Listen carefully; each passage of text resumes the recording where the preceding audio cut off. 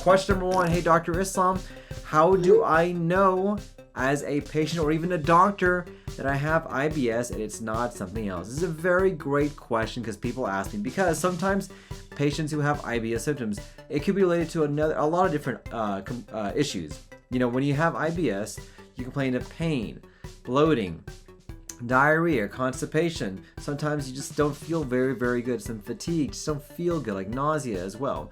And these symptoms can sometimes intermingle or coincide with other conditions going on inside the body, whether it's gastroparesis, small intestinal bacterial overgrowth, sometimes inflammatory bowel disease like Crohn's or colitis, or something else is going on there. Well, we have what are called warning signs, and these are signs that let me know that it's not IBS, but something else worrisome going on inside your GI tract. And these are the things that I look for to allow me to determine, hey, is this really IBS or something else going on? These include things like having nocturnal bowel movements, meaning your bowel movements wake you up in the middle of the night to cause you to have issues.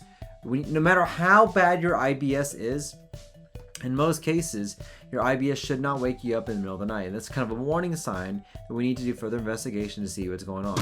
Number 2 is significant weight loss. IBS should not cause a significant amount of weight loss. And this is something that we need to possibly get checked out as well and see what's going on.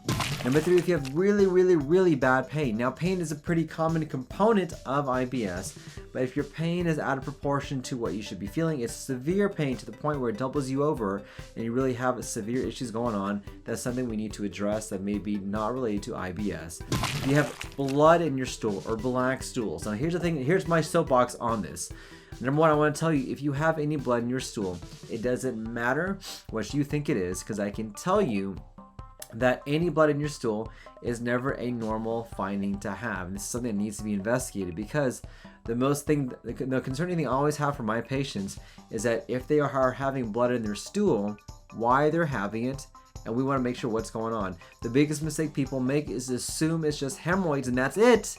And then something else grows on inside the colon that can cause issues as well. Then lastly, if you have a low blood count or anemia. These are what are considered warning signs for me to make me think, hey, maybe something else going on besides IBS. Now, typically we want to take a look with a scope, either an upper scope and a lower scope, to allow us to helpfully clarify the picture.